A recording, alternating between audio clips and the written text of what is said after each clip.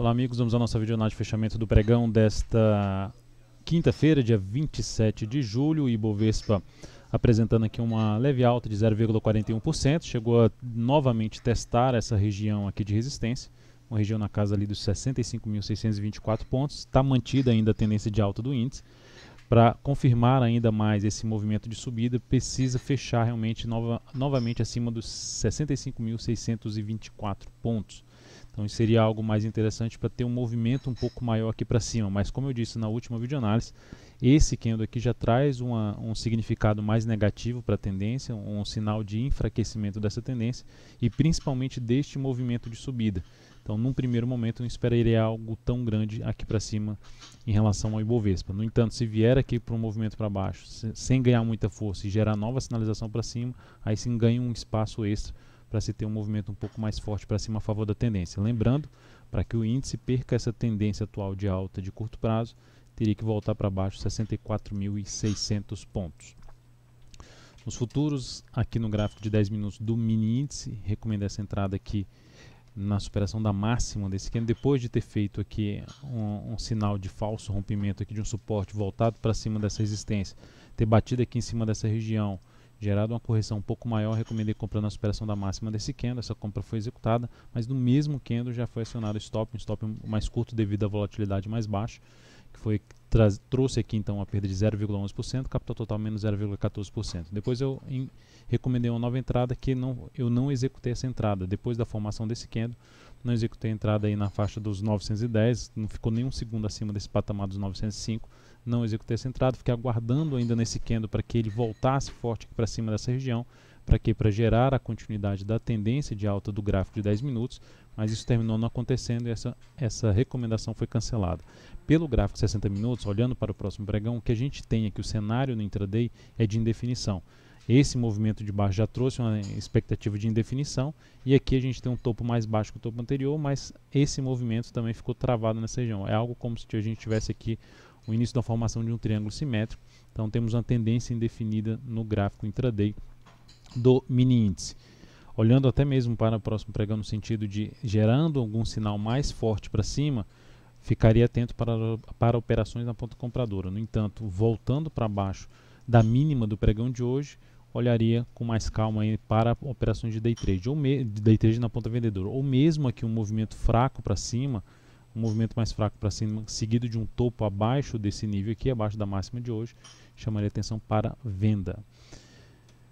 No dólar, gráfico de 60 minutos, gráfico diário a gente já pode ver aqui um dia de alta, mas dentro do pregão anterior, volatilidade bem inferior aos dos dois últimos pregões, e isso é o que aconteceu no gráfico de 60 minutos, tendência indefinida. Aqui já tinha feito um sinal de indefinição da tendência, que anulou a tendência de alta, e nesse pregão o dia ficou bem travado aqui nessa região.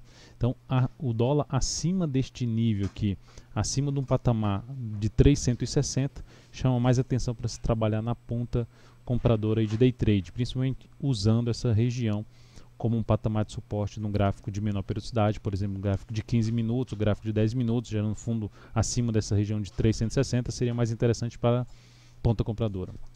E para a ponta vendedora, sinalização um pouco mais forte aqui para baixo, é que me chamaria a atenção para venda, ou mesmo um falso rompimento dessa região e seguido de um topo descendente, de um topo nessa faixa de pontos, essa faixa de preço, 360, também me chamaria a atenção mais para a ponta vendedora. Depois disso, vamos aqui para a PETR4, a Petro no pregão de hoje. Leve alta de 0,39%, os gráficos ainda saindo do leilão de fechamento, tanto Ibovespa pode alterar a variação, aqui Petro 0,39%, então ainda não saiu do leilão de fechamento, mas a Petro um candle um pouco mais fraco em relação ao pregão anterior, tivemos isso em vários ativos, mas segue aqui com um cenário até pelo intraday mesmo, mais um pouco indefinido, respeitou essa região de resistência, o gráfico diário, o fundo principal está aqui nesse patamar, um patamar de suporte onde fez algo nesse sentido aqui, então temos aqui uma sinalização importante se perder essa região, que seria uma retomada da tendência de baixo, mas por enquanto a Petro ficando mais travada nessa região sem conseguir ganhar força para baixo, principalmente respeitando o nível de suporte do gap aqui na faixa dos 12,92, ela ficaria mais interessante para se buscar compra ainda a favor do movimento de subida lá no gráfico semanal. Vale 5 Vale 5, pregão de hoje, queda de 0,57%, por enquanto aí pode alterar um pouco no leilão de fechamento. Principal nível de suporte nesse momento para Vale 5, depois do candle negativo do pregão anterior, fica aqui na faixa dos R$ 27,38. Ativo que também sustenta a tendência de alta. Principal suporte da tendência de alta está localizado aqui nesse ponto, em 26,66. Da mesma forma que eu comentei na Petrobras, um enfraquecimento da queda em cima desse gap chamaria atenção para a compra de swing trade através de um fundo ainda ascendente no atual movimento de subida, na atual tendência de alta deste ativo no curto prazo.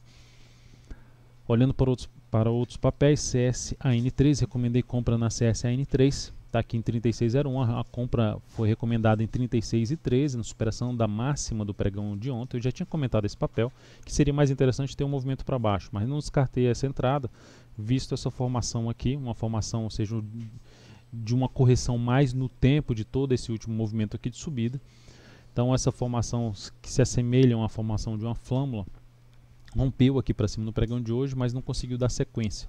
Então é um ativo que já poderia trabalhar com stop já abaixo aqui da mínima do pregão de hoje, ou seja, lá em 35,76, tentando pegar aqui um movimento de subida que seria a busca aqui desse patamar de resistência. Então esse foi o meu interesse, trabalhar na ponta compradora de um ativo que está numa tendência de alta, de uma correção mais lateral.